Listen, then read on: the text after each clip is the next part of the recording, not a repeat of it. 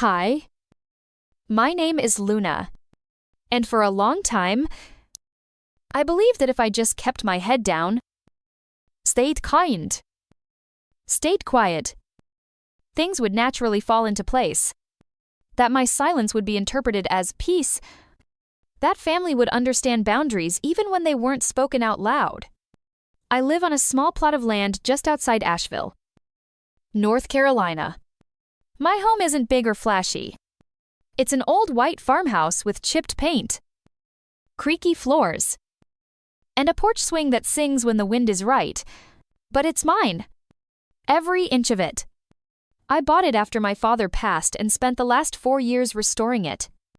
Not just the house, but the land, the orchard out back, the herb garden I started from clippings, the lavender bed that took 3 summers to mature. This place wasn't just home, it was something I had built with my own hands after losing everything that once grounded me. I don't throw parties. I don't post pictures online. I don't make noise. And somehow, maybe because of that, my family assumed I wouldn't mind being invisible. It started with a letter, a thick cream-colored envelope buried beneath junk mail on a Thursday afternoon. I almost didn't open it. There was no return address. But the gold embossed name on the flap caught my eye. Ryan Wyatt, my half-brother. We shared a father. But not much else. He grew up with Kendra, his mother. While I lived mostly with my grandmother in Asheville, still, I remembered baking cookies with him one Christmas when he was 10 and I was 16. He'd cried when his gingerbread man broke. I'd made him a new one. That memory didn't prepare me for what was inside the envelope. It was a wedding invitation. Elegant. Polished. The kind you see in bridal magazines' shimmering cardstock. Hand-calligraphed names. Wax seal. Ryan Wyatt and Emily Stanton cordially invite you to celebrate their wedding at the Wyatt family grounds. I blinked. Wyatt family grounds. That was here. That was my land. I flipped the card over. Checked the address twice. It was unmistakable. They were holding their wedding right here. On my soil. In the garden I'd planted. Under the trees I'd nursed back from storm damage. I turned back to the invitation. There was a line at the bottom, with deepest gratitude to the Wyatt family for hosting at their treasured estate. No mention of me. No mention of the owner. No host name. No Luna. My name wasn't even on the guest list. I stood at the kitchen counter for nearly an hour. The card resting flat on the wood. Like maybe if I stared long enough, it would rewrite itself. It didn't. That night at dinner, Kendra, my stepmother, barely looked at me. We sat in the same room. The air thick with roasted chicken and potatoes. But not a word between us. I finally pulled the invitation from my pocket and placed it on the table. This came today. I said, my voice steady. She glanced down. Then returned to slicing her meat. He's your brother. Luna. It's just one day. Why stir things up? I looked her straight in the eye. It's happening here. In my garden. On land I own. And I wasn't even told. Let alone invited. She sighed. As if I were being difficult. It's just a wedding. Honey, don't make this personal. But it was personal. Every rosebush. Every stone path. Every corner of that property held pieces of me. And yet, somehow, I had been written out of the story unfolding on it. I didn't argue. I just cleaned up after dinner like I always did. Then stepped outside into the spring air. My dog, Harper, followed close behind, her golden fur brushing against my leg. We sat quietly on the porch steps, watching the moon rise behind the orchard. I held the invitation in my hands. Not tearing it, not burning it. Just holding it Like, maybe the weight of it would help me understand how I got erased from something so close. So intimate. I didn't know it then. But that moment, sitting silently on a wooden step while strangers planned a future on land I loved, was the moment something inside me shifted. Because silence, it doesn't always mean peace. Sometimes, it's just the absence of a voice that should have been heard all along. The thing about being erased is that no one tells you it's happening. They just start stepping over your presence like it's furniture. And eventually, you begin to question if you were ever really standing there to begin with. The morning after I received the invitation, the garden was already humming with movement. I hadn't even finished my coffee when a white SUV pulled up near the gravel turnaround and out stepped a woman with a headset, clipboard in hand. She didn't knock. She didn't even glance at the porch where I sat. She just started pacing across my lawn, pointing toward the gazebo like it was a rental. Soon after, a catering fan arrived. Then 2 men with folding tables. One of them plugged an extension cord into the outlet beside the shed, my shed, without asking. Another walked right through my lavender bed, heels digging into the soil. While on the phone discussing floral color accents, no one greeted me. No one looked at me. No one asked if I was okay with any of it. To them, I wasn't Luna Wyatt, the homeowner. I was something else. A ghost. A bystander. At best, the help. At brunch that weekend, I sat at the edge of the table while Ryan passed around mimosas and Kendra laughed too loudly at things I hadn't heard. No one made room for me in the conversation. No one asked how I was doing. At one point, I offered to help clear plates. And Kendra looked at me with a polite smile that didn't quite reach her eyes. "You've done enough," she said lightly, as if I'd already made too much trouble by existing. I went back to my room and shut the door. I didn't cry. I just sat on the edge of the bed with Harper at my feet and listened to the sound of people I once called family talking like I wasn't one of them. The worst part wasn't the exclusion. It was the ease of it. Like I had never really been included to begin with.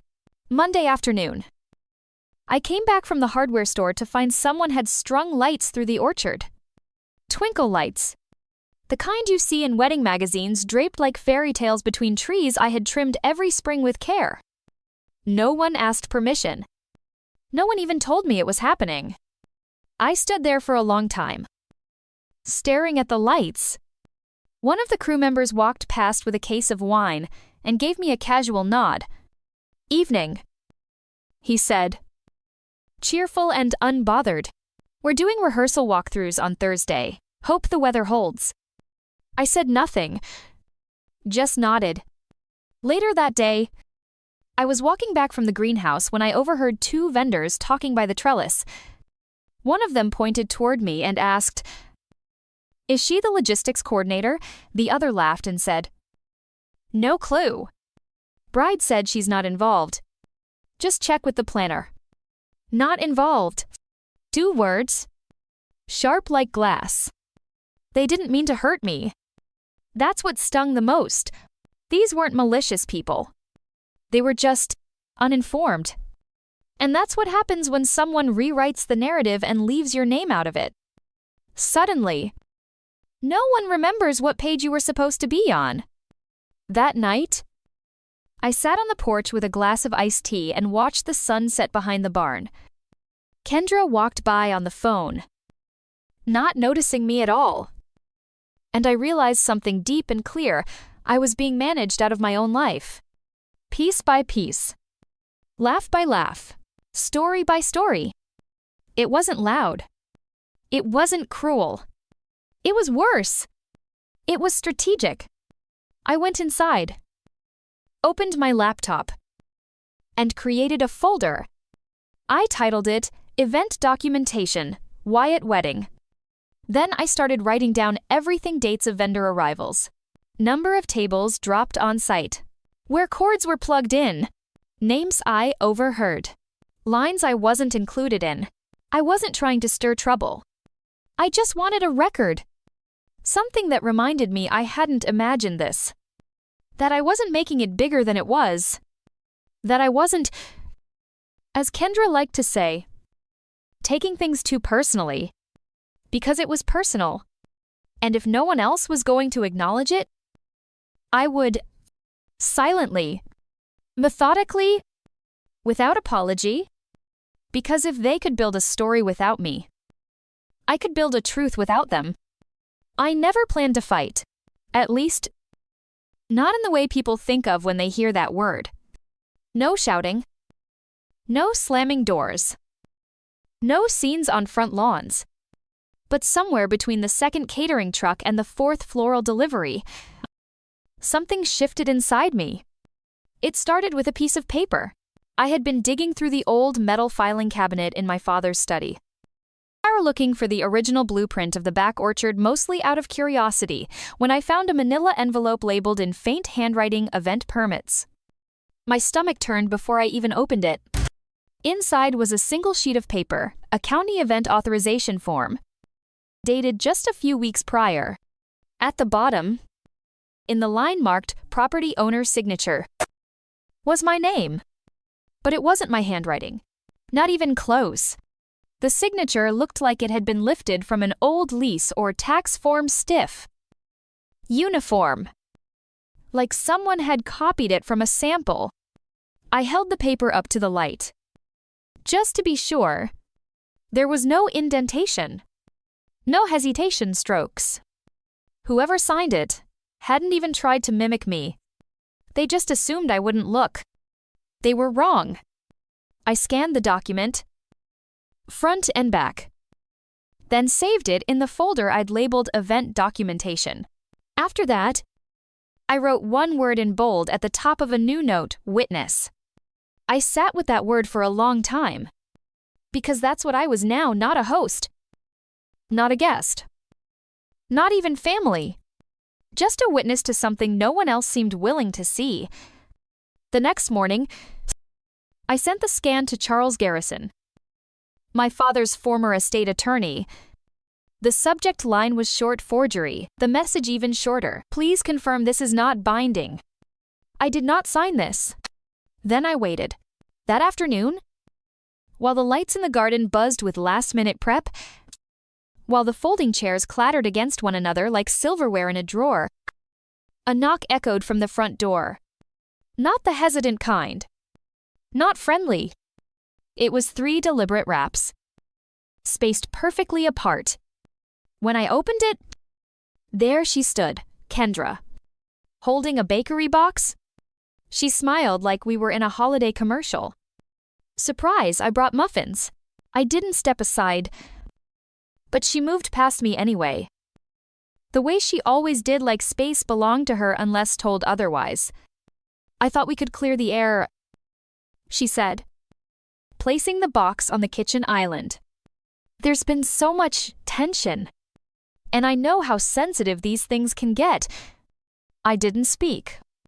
She peeled back the lid. Blueberry, lemon poppy seed, walnut spice. All her favorites. You know, she added lightly, adjusting a napkin. If it's too much for you this weekend, maybe you could go stay at Rachel's. Just for a couple days. No pressure. Of course. I just figured. With the noise and all, I nodded. Slowly. Thanks for thinking of me. Her shoulders relaxed. She thought she'd won. That her sweetness had diffused the tension. That I'd vanish the same way I always had, quietly, politely, without protest. But this time, my silence wasn't surrender. It was strategy. After she left, I didn't touch the muffins. I didn't move the box. I just reopened my laptop, pulled up the evidence folder, and renamed it Wyatt Wedding. Unauthorized use. Then I went to the county clerk's portal and started reviewing everything fire code. Occupancy limits. Permit boundaries. guest capacities, sanitation policies. I didn't plan to stop the wedding. I just wanted to know how far they were willing to go, and how prepared I needed to be when they crossed the line they pretended didn't exist. Because silence had protected them for too long. Now, it was going to protect me. By Thursday morning, the front lawn looked like a small event company had exploded on it. White tents popped up like mushrooms overnight. Rental trucks idled near the driveway. A crew in matching polos unloaded boxes marked audio-visual. And a team of florists hovered near the rose arch I'd planted with my bare hands 3 summers ago. Someone had tied tool bows around the old oak tree without asking. They called it enhancing the backdrop. I just stood at the window, sipping my coffee. Unseen. Or maybe ignored. At this point, the difference didn't matter. Later that afternoon, I stepped outside and found Ryan, my brother, arguing with the lighting crew. He looked up as I approached, like he wasn't sure whether to acknowledge me or redirect his gaze to the horizon. I didn't give him the chance. "I need to ask you something," I said. "Steady." He scratched his neck. "Okay, that event permit." I continued. "The one with my signature. Did you sign it?" His eyes darted. "Luna, don't do this. Do what make this about you." I took a breath. A wedding is happening on my land. I wasn't invited. I wasn't consulted. And now there's a forged document in a county file cabinet with my name on it.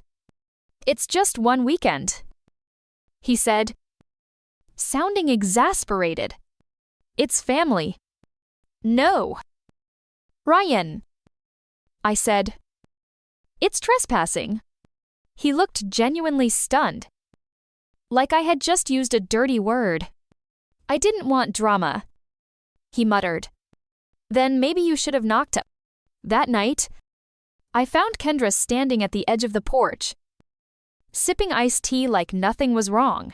She smiled when she saw me. The kind of smile people give you when they think they've already outmaneuvered you.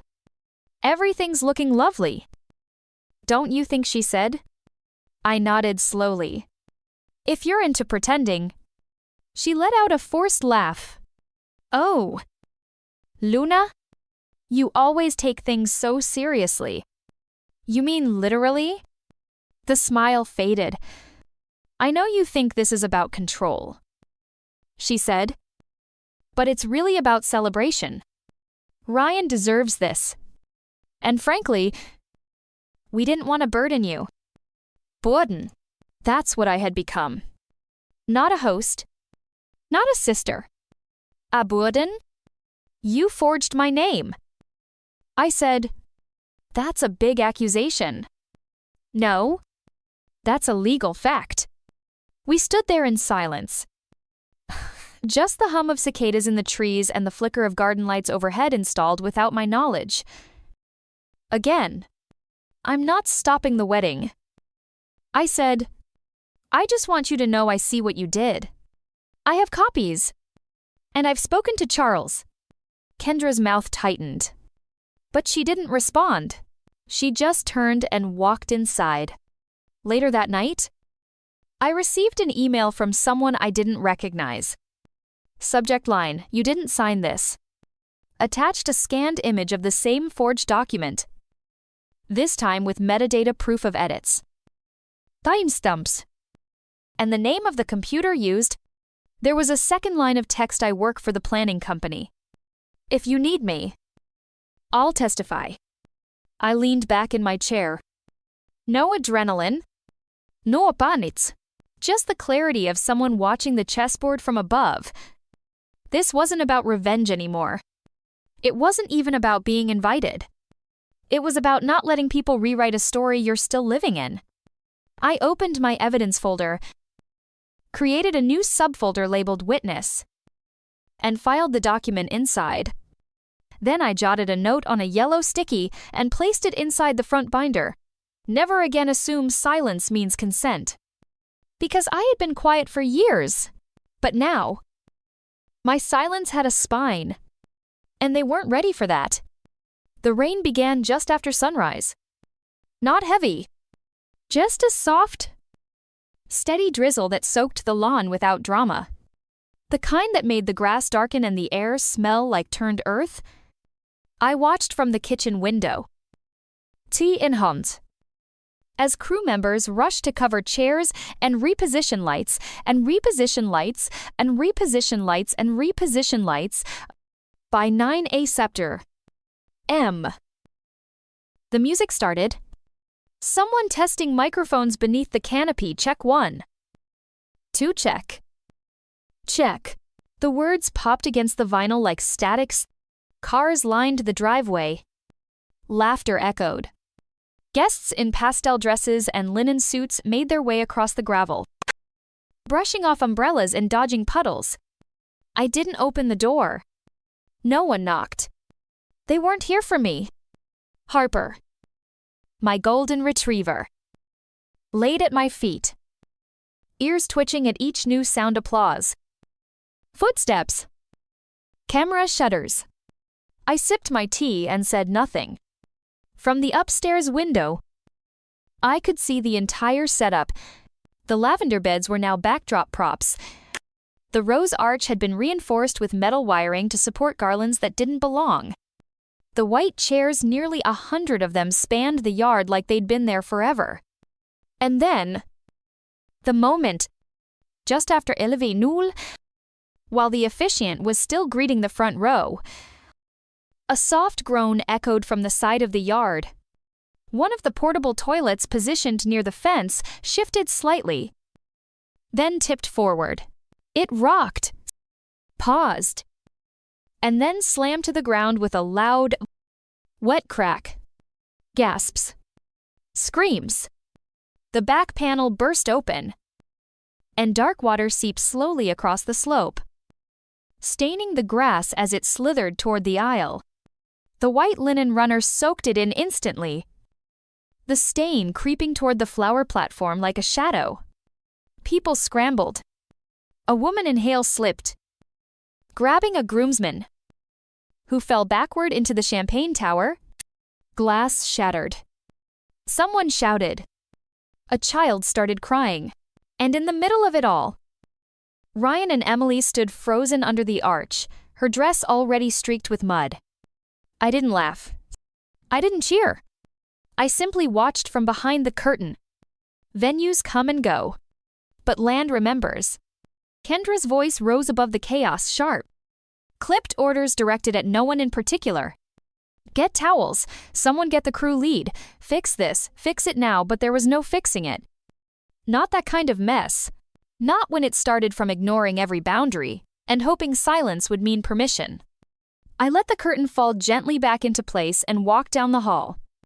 I picked up the book I had been trying to finish all week and settled into the chair by the orchard window too far to hear the rest of the yelling. I didn't feel joy. Not exactly. But I felt free. Let them scrub linen and reposition flowers. Let them reframe it for Instagram and explain away the damage in polite social captions. Because from where I stood, the wedding never fell apart. It simply exposed itself. They had tried to build a fantasy on borrowed ground, but the land, my land, had other plans. Later that evening, the cars pulled away. The yard was scattered with half-deflated balloons, choked programs, and wilted centerpieces. No one said goodbye. No one looked back. And I didn't need them to. I stepped outside with Harper, barefoot in the wet grass, and breathed deep. The roses were still standing. The lavender bent but didn't break. The garden took nearly 2 weeks to drain. Rain lingered longer than usual that spring. The water had nowhere to go. Pooled in the ruts where rental trucks had sunk into the lawn, the aisle runner had left a long, pale scar across the clover, and patches of grass along the rose path turned yellow like they'd given up trying to grow. I didn't rush to fix it. Instead, every morning, I walked the land with Harper at my side. surveying the aftermath like a farmer after a late frost. The rosemary bed was gone trampled. A few of the heirloom herbs had drowned in silence, their roots curling upward like questions never answered. But the roses had endured, and the lavender, bent under weeks of weight, had begun to rise again. There was no apology, no call from Ryan, no note from Kendra, no email from the event planner, not even a generic thank you card. But somehow, that absence didn't ache the way I thought it might. It didn't sting. It just clarified. The following week, I met with Charles Garrison at a little cafe near City Hall. He handed me a notarized letter with quiet ceremony. It read, "Effective immediately. No event may be held on the Wyatt property without signed and notarized permission from Luna Wyatt." He smiled kindly over his coffee. "It's done now. Locked. They can't touch you again." I signed the bottom of the copy he kept. Not because I needed proof, but because I needed boundaries in writing. We didn't mention Ryan. We didn't need to. Back at home, I stood in front of the old garden gate for a long time.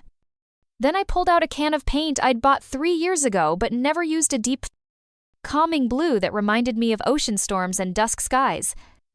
The color of peace that arrives after you've stopped asking for permission to feel safe. When it dried, I carved a sign from a spare cedar plank and nailed it just beside the path private residence. This land is lived in, not borrowed. No one saw me hang it. No one needed to. I boxed up the wind chime with my father's initials. I gently removed the hand-labeled herb markers from the garden beds and tucked them into a drawer where no one would confuse them for decorations. These weren't acts of anger. They were rituals of reclamation. I archived the digital folder labeled Wyatt Wedding, Unauthorized Use. I backed it up to a flash drive and locked it away in the filing cabinet beneath my tax forms. Just in case. Not for vengeance, just for memory. Because some battles don't need to be fought. They just need to be witnessed. And remembered. I stopped checking Ryan's social media. Imutat Kendra's updates. I let go of the narrative they were still trying to shape, photos edited to look like serenity. Captions layered with words like legacy and gratitude. I didn't correct them. Didn't challenge a single post. Didn't show up in the comments section to remind them who built the backdrop. That silence, finally, felt right.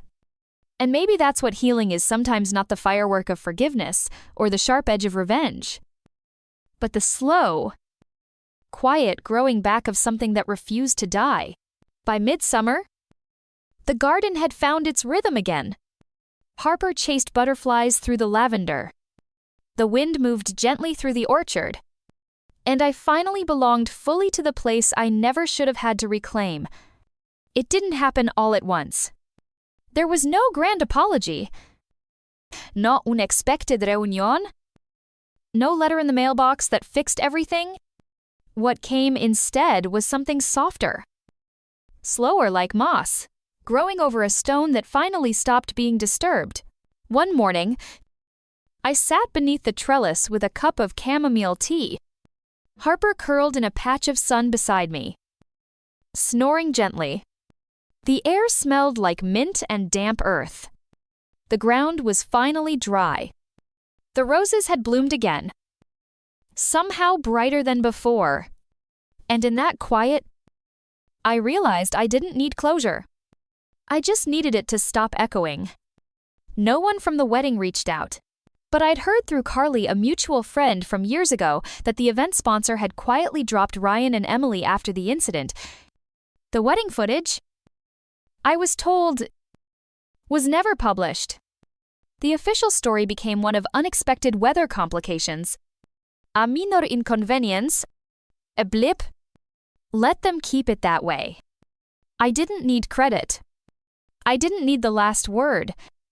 What I needed was exactly what I now had: space untouched, truth unspoken but known, and peace that didn't beg for approval. Weeks passed. Then months.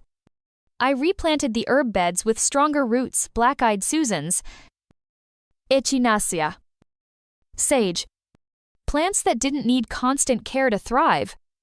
I let the garden grow wilder than it had before. But freer? More alive. Less perfect. More real. And maybe that was the point. I no longer checked over my shoulder. I no longer braced myself every time I saw a county envelope in the mailbox. My boundaries were now written in ink. In cedar. In memory. One afternoon, I found myself flipping back through the binder labeled Unauthorized Use, Wyatt Wedding. I paused at the sticky note, still pressed to the inside cover. My own handwriting. Simple and firm, never again, assume silence means consent. I closed the binder and tucked it into the back of the filing cabinet. I wasn't erasing the past. I was just choosing not to carry it anymore. The next morning, as I walked Harper down the edge of the orchard trail, I paused at the painted sign on the garden gate private residence. This land is lived in, not borrowed. And I smiled. Not the kind of smile you practice for photos. The kind that rises up from the chest and settles quietly behind the eyes. The kind that no one can take away. Maybe this story doesn't end in fireworks. Maybe it doesn't need to. Because here's the truth. Sometimes people will try to write you out of your own life. Sometimes they'll hand you silence and expect you to swallow it like peace. But silence is not peace when it erases your name. Silence is not strength when it protects the people who hurt you. Silence, when chosen out of fear, becomes the very thing that lets others trespass without guilt. But when silence is chosen from clarity, from stillness, from truth, it becomes something else entirely. It becomes power. And so I'll leave you with this. If you've ever been made to feel invisible, if you've ever watched your own story get rewritten without your voice in it, if you've ever stayed quiet because you thought it would keep the peace, ask yourself at what cost. Because you deserve to take up space. You deserve to be named, to be counted, to be remembered. You are not a footnote. You are not a backdrop. You are the ground.